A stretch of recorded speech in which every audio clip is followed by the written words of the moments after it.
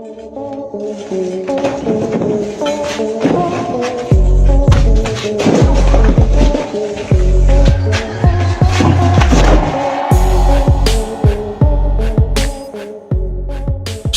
বন্ধুরা, funny engineering fail সিরিজের আরো একটি নতুন ভিডিওতে আপনাদের সবাইকে স্বাগত জানাচ্ছি। আমাদের এই পার্টটিও গত পার্টের মতোই অনেক মজার হতে যাচ্ছে, কেননা এই পার্টে আমরা গত পার্ট থেকেও আরো বেশি মজার মিস্ত্রিদের কর্মকাণ্ড নিয়ে হাজির হয়েছি, যা দেখার পর আপনি নিজের হাসি কন্ট্রোল করতেই পারবেন না। তো চলুন আর কথা না বাড়িয়ে ভিডিওটি শুরু করা যাক। বাহ, কি অসাধারণ সিঁড়ি বানিয়েছে এই মিস্ত্রি। সত্যি এই মিস্ত্রিকে পুরস্কৃত করা উচিত। আপনি বলুন, এই 2-4টি সিঁড়ি বেয়ে মানুষ শেষমেশ কোথায় যাবে? সিঁড়ি যেহেতু বানিয়েছে, তাহলে সেটি সম্পূর্ণ কমপ্লিট করা উচিত ছিল নাকি? এটা তো অবশ্যই ছাদে যেতে পারত। কেউ আমাকে একটু জানাবেন যে এই সিঁড়ি কোন মহাশয় বানিয়েছে? আরে এটা কি?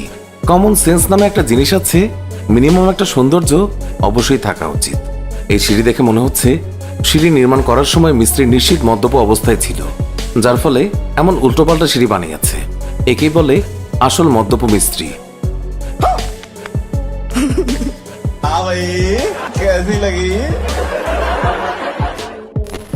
এই বাঁকা বাড়ি দেখে আপনি নিশ্চয়ই আন্দাজ করতে পারছেন যে বাড়ি নির্মাণ করা মিস্ত্রি সে এক তেজস্বী ব্যক্তি, মানে একদমই বেকুব আর কি। তা না হলে বাড়িটি সঠিকভাবে সে নির্মাণ করত। অনেকেরই সারা বছরের ইনকামের টাকা খরচ হয়ে যায় একটি বাড়ি বানাতে, কিন্তু অনলাইন সব মিস্ত্রিদের আর কি করার আছে? তারা তো মজা করতেই আসে। কেউ এদেরকে কাজ থেকে সরান এবং কমেডি সার্কাসে পাঠিয়ে দিন, তাহলে এরা অনেক টাকা পাবে। कौन है ये लोग? कहां से आते हैं? বাড়িতে কনস্ট্রাকশন কাজ চলাকালীন সময় বাড়ির মালিকের উচিত কাজের প্রতি নজর রাখা। তা না হলে আজকালকার টুপিবাজ মিস্ত্রিরা সুযোগ বুঝে কনস্ট্রাকশন কাজে ব্যবহৃত ম্যাটেরিয়ালে ভেজাল মিশিয়ে দেয় এবং দুর্বল বাড়ি নির্মাণ করে। এখানে এই বাড়ির রুফটপ দেখুন, যা এতটাই দুর্বল যে একটি ছোট বানর এটাকে নাড়াচ্ছে, সেটাও হাত দিয়ে। যদি ভুল করে ভূমিকম্প হয় তাহলে নিশ্চিত এই বাড়িটি অবশ্যই ভেঙে পড়বে। ইঞ্জিনিয়ার্স যখন সড়ক নির্মাণ করেছিল, তখন সড়কের পাশে সাইকেল আরোহীদের জন্য আলাদা রুট নির্মাণ করেছিল। কিন্তু কথায় আছে না, যখন কেউ নকল করে পাশ করে, তখন অনগ্রাউন্ডে ভুলভাল কাজ করে বসে। সড়ক নির্মাণকারী এই ইঞ্জিনিয়ার সাহেবও ঠিক তেমনটাই করেছেন, কেননা তিনি সাইকেলিং এর জন্য যে রুট বানিয়েছেন সেটা ঠিকই আছে, তবে এর মধ্যে দিয়ে ডিভাইডার এবং রেলিং বসিয়ে দিয়েছেন। এখন আপনি বলুন, সাইকেল আরোহীরা সড়কের অন্যদিকে কি উড়ে উড়ে যাবে?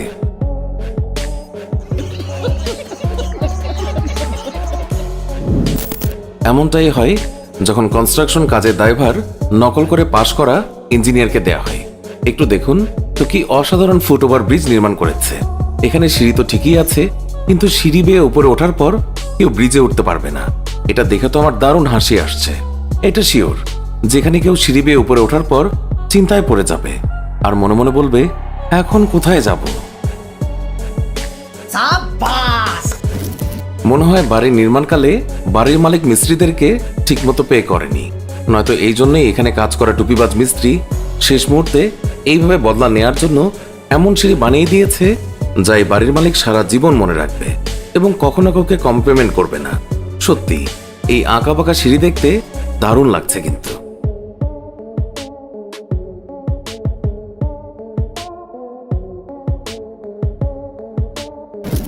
এখন এই ছবিটি দেখুন আর আন্দাজ করুন যে কতটা বেকুব মিস্ত্রি এই কাজটি করেছে। ছাদে এমন ঢালাই দিয়েছে যে কলাম দাঁড়িয়ে আছে, কিন্তু ছাদ ধসে পড়েছে। মানে বেকুব মিস্ত্রি ছাদে রড দিতেই ভুলে গিয়েছে, যার ফলে এইভাবে ছাদ ধসে পড়েছে। জানি না কারা এইসব বিল্ডিং এ উঠবে। বেচারা লোকজন তো এখন এই মিস্ত্রিকে সন্দেহ করবে এবং ভয় পাবে যে পুরো বিল্ডিংটাই হয়তো এইভাবে ধসে পড়বে। এই মহাশয়ের সমস্যা কি ভাই? মনে হয় বাড়ির মালিক মিস্ত্রিকে ঠিকমতো পেমেন্ট করেনি এবং সম্পূর্ণ কাজ বিনা পেমেন্টেই করিয়ে নিয়েছে, যার ফলে মিস্ত্রি জনাব সিলিং ভেঙে রাগ মেটাচ্ছে। আশা করি কেউ এই ব্যক্তিকে থামাবে, তা না হলে বাড়ির মালিকের অনেক ক্ষতি হয়ে যাবে।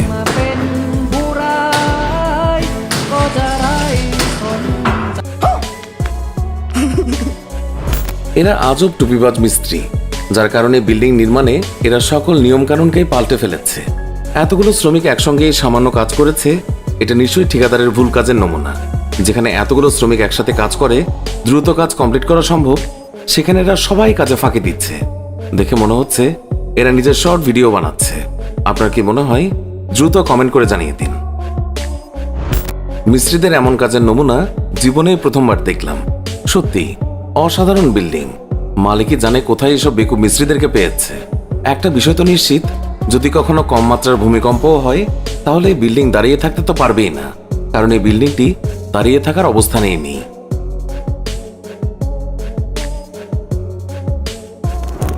বন্ধুরা, স্যালুট জানায় সেই মিস্ত্রিদেরকে যারা এই সড়ক নির্মাণ করেছেন।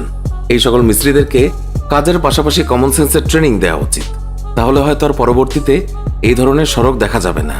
আপনারাই বলুন, মিস্ত্রিরা চাইলে এই গাড়িটিকে সরিয়েও তো কাজ করতে পারত। মনে হয় মিস্ত্রিদের ট্রেন মিস হওয়ার সম্ভাবনা ছিল, যার ফলে তারা গাড়িটি না সরিয়েই সড়ক নির্মাণ করে চলে গিয়েছে। তবে যাই বলুন না কেন, এই মজার কাজের জন্য ভিডিওতে একটি লাইক তো দেয়াই যায়। সত্যি, যদি অনলাইন পাশ করা ইঞ্জিনিয়ার যদি এই সিঁড়িটি না বানাতো তাহলে আমরা চাইলেও এমন দৃশ্য দেখতে পেতাম না।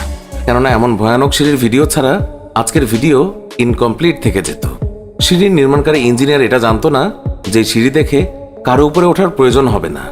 সিঁড়ি নির্মাণকারী ইঞ্জিনিয়ার এটাও জানতো না যে সিঁড়ি দেখে সবাই অবাক হয়ে যাবে আর হাসতে হাসতে মাটিতে গড়াগড়ি খাবে।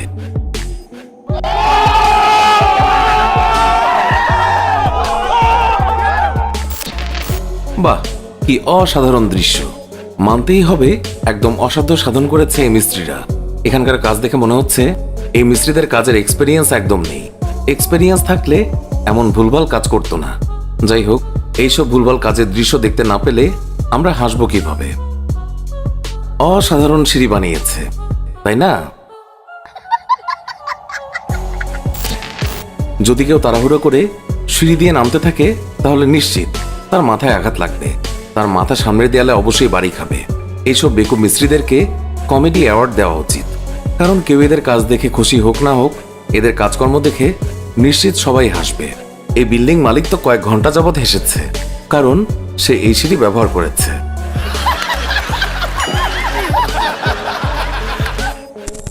স্যালুট জানাই সেই মিস্ত্রিদেরকে যারা সড়কের মাঝখানে এই খাম্বা স্থাপন করেছে। আরে, মিনিমাম ড্রাইভারদের কথা তো ভাবতে পারতো। এখন যদি রাতের বেলায় কোনো ড্রাইভার এখানে অ্যাক্সিডেন্ট করে তাহলে বেচারা অনেক ক্ষতিগ্রস্ত হবে। তবে এখানে মিস্ত্রিদের দোষ দিয়ে লাভ নেই, কারণ সড়কের মধ্যে খাম্বা স্থাপন করে প্রথমে মিস্ত্রিরা তাদের দক্ষতার পরিচয় দিয়ে দিয়েছে। এখন দায়ী হচ্ছে সেই কন্ট্রাক্টর যে এইসব বেকুব মিস্ত্রিদেরকে কাজে লাগিয়েছে।